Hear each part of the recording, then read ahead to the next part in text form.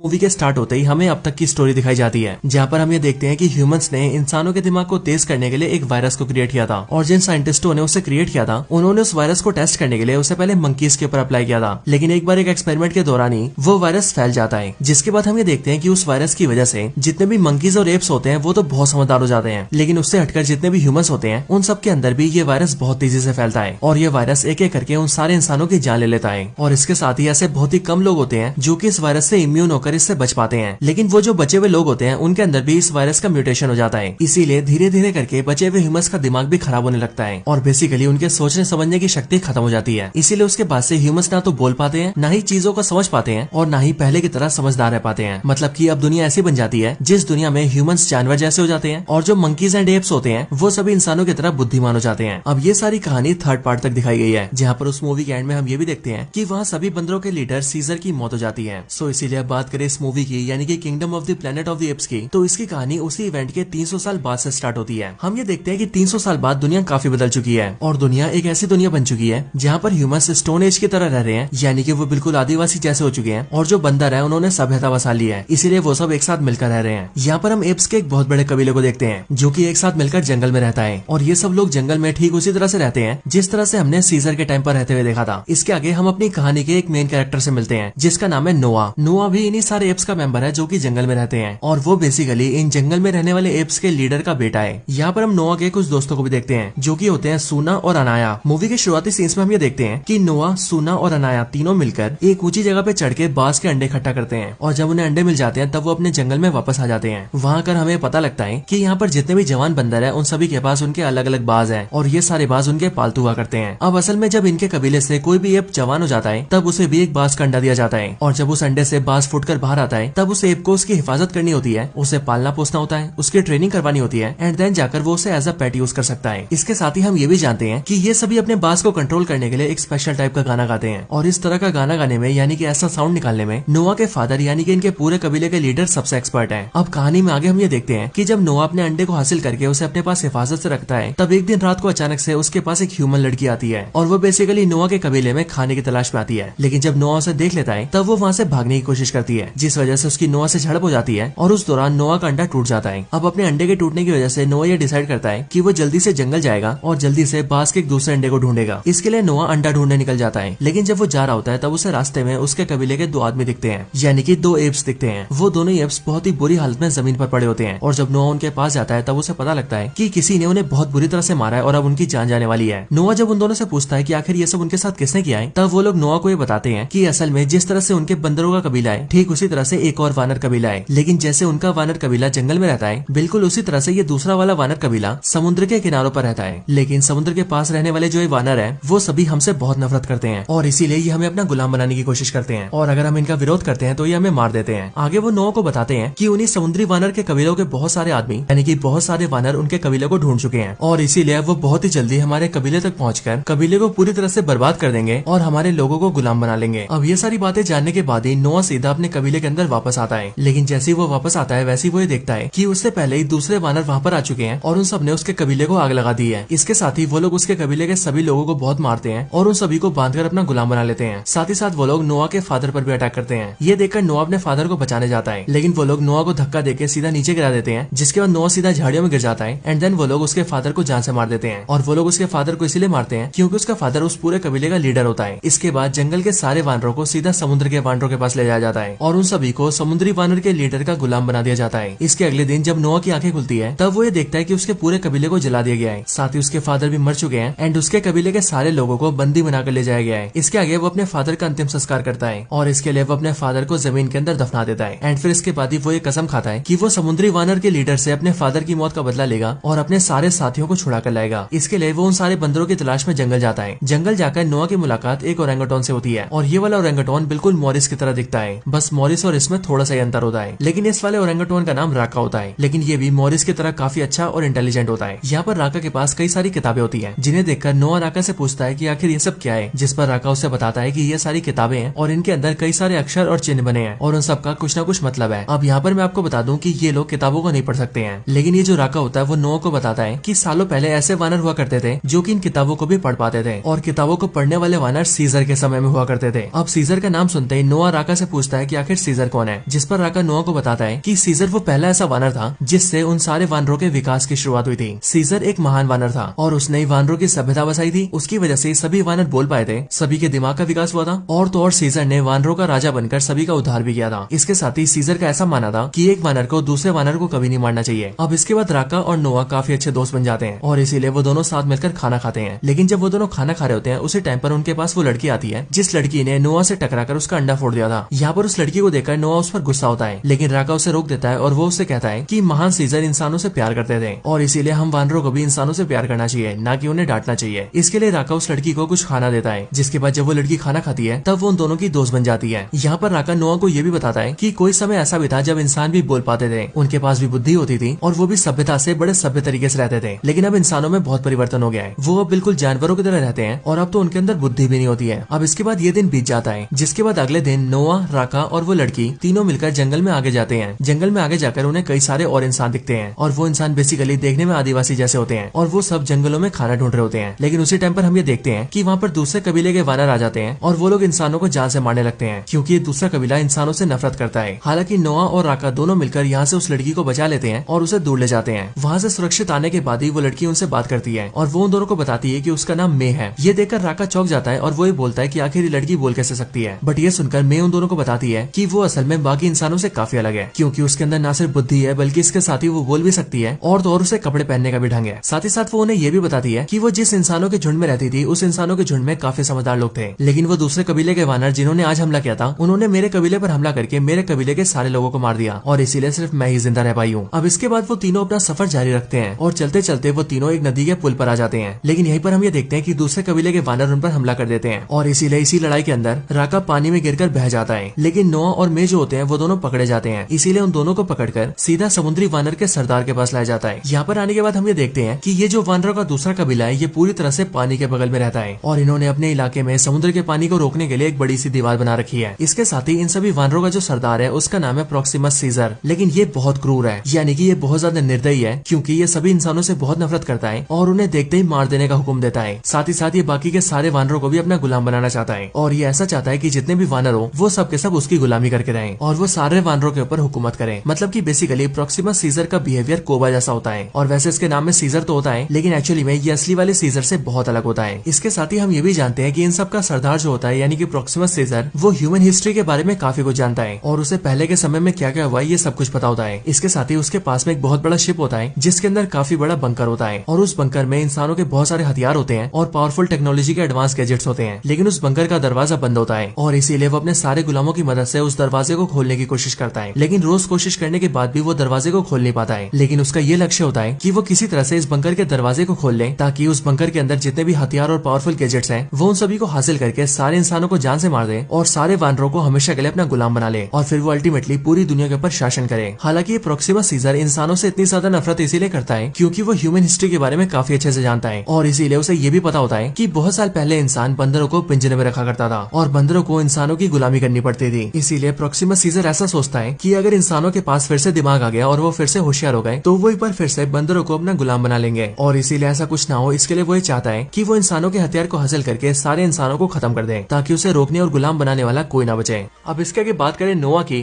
तो नोआ जब यहाँ पर आता है तो वो अपने सारे साथियों से मिलता है, लेकिन इसके साथ ही वो प्रॉक्सिमस सीजर के बारे में भी सब कुछ जान जाता है और उसके इरादों को जानकर वो ये समझ जाता है कि अगर प्रॉक्सिमस सीजर अपने प्लान में कामयाब हो गया तो वो न सिर्फ इंसानों को मार देगा बल्कि उसके साथ ही वो उसके सारे लोगों को भी हमेशा के लिए बंदी बनाकर रखेगा। इसके लिए नोआ सीधा मे के पास जाता है एंड वो मे के पास आकर उससे बात करता है, जहाँ पर मे उसे बताती है कि उसके सारे लोग यानी कि इंसान अभी काफी कमजोर हो चुके हैं और उसके लिए उसे एक ऐसी किताब की तलाश है जिस किताब से वो अपने सारे लोगों को भाषा सिखा सकती है, जिसके बाद उसके सारे लोग बोलना सीख जाएंगे। लेकिन वो किताब उस बंकर के अंदर है जिसका दरवाजा बंद है। अब यहीं पर ही मे की बात सुनकर नोआ उसे कहता है कि वो उस बंकर को ब्लास्ट करना चाहता है ताकि उस बंकर के खत्म होते ही वो अपने सारे लोगों को वापस ले जा सके और अब क्योंकि बंकर खत्म हो जाएगा इसलिए प्रॉक्सिमस सीजर भी उसे रोक नहीं पाएगा। ये सुनकर मे भी राजी हो जाती है और वो भी ये कहती है कि उसके लिए भी प्रॉक्सिमस सीजर को रोकना बहुत जरूरी है और इसीलिए वो भी बंकर को ब्लास्ट करने में नोआ का साथ देगी, लेकिन उससे पहले उसे बंकर के अंदर से अपने लोगों के लिए किताब लेकर आनी होगी। अब इसके लिए मे और नोआ दोनों ये डिसाइड करते हैं कि वो दोनों अपना प्लान आज रात को अंजाम देंगे। अब जैसे ही रात होती है तब हम ये देखते हैं कि नोआ अपने दोस्त सूना और अनाया को साथ लेता है और उन दोनों और मे के साथ मिलकर वहाँ से दूर चला जाता है, जिसके बाद वो चारों मिलकर बम बना लेते हैं और उस बम को उसी दीवार के नीचे रख देते हैं जिस दीवार ने वहाँ पर समुद्र के पानी को आने से रोका हुआ था।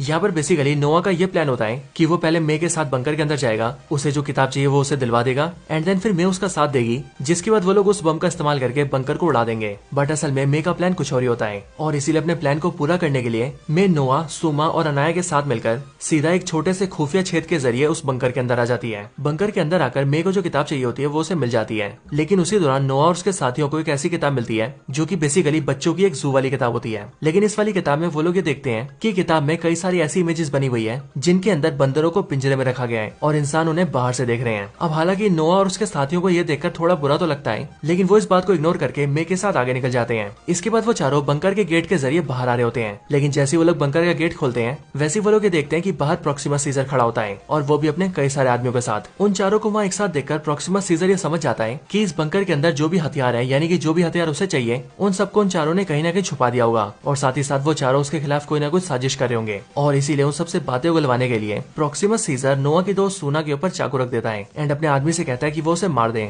लेकिन जैसे उसका आदमी सूना को मारने वाला होता है उससे पहले ही मे उसे शूट करके मार देती है। अब इस बंदूक को देखकर प्रॉक्सिमा सीजर काफी खुश होता है और वो बेसिकली मे के सामने शर्त रखता है कि वो उसे और उसके सारे साथियों को जाने देगा, लेकिन बदले में वो ये चाहता है कि ये सारे हथियार उसे दे दिए जाएं। लेकिन मे किसी भी हालत में प्रॉक्सिमा सीजर के हाथों में हथियार नहीं आने देना चाहती थी और इसके लिए वो वहाँ से जल्दी से भागती है और सीधा दीवार के पास आ जाती है, यानी कि उसी जगह पर जहाँ पर उसने बम रखा था। और वैसे तो नोआ ने बम बनाने में मे का साथ इसीलिए दिया था ताकि वो लोग उस बम से बंकर को उड़ा सकें, लेकिन हम ये देखते हैं कि मे वहाँ पर उस बम को ब्लास्ट कर देती है और अब क्योंकि वो बम दीवार के नीचे होता है इसीलिए उसकी वजह से वो पूरी दीवार गिर जाती है, जिस वजह से समुद्र का सारा पानी उनके पास आ जाता है और एक ही झटके में सारे बंदरों को बहा ले जाता है और तो और वो सारा पानी बंकर के अंदर भी घुस जाता है। अब यहाँ पर हम ये देखते हैं कि नोआ के कबीले के जितने भी बंदर होते हैं उन सभी को जंगल में रहने की वजह से ऊपर चढ़ने की काफी अच्छी ट्रेनिंग होती है और इसीलिए वो लोग पानी से बचते हुए जल्दी से ऊपर चढ़ जाते हैं, जिस वजह से उन सबकी जान बच जाती है। लेकिन प्रॉक्सिमा सीजर के जितने भी आदमी होते हैं वो सब मारे जाते हैं। इसके बाद नोआ और उसके सारे साथी सबसे ऊपर पहुंच जाते हैं, लेकिन वहाँ पर हमें देखते हैं कि वहाँ पर प्रॉक्सिमा सीजर आ जाता है और वो वहाँ आकर नोआ को मारने लगता है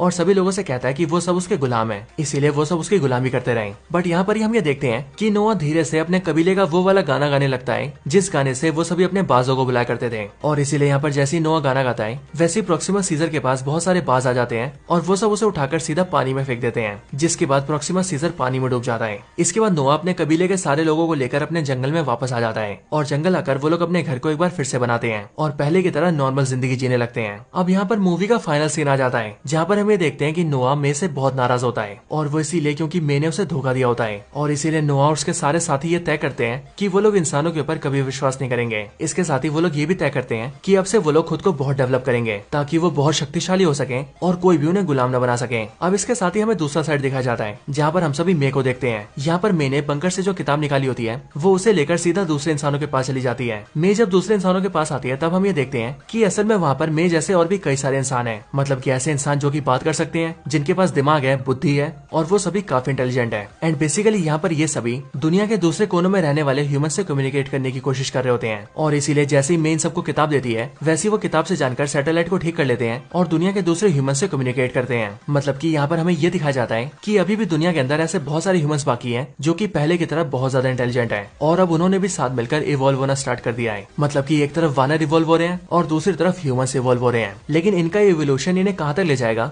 ये सारी चीजें हम इस फ्रेंचाइजी की अगली मूवी के अंदर पता लगेंगी। लेकिन तब तक के लिए this is the end of the video.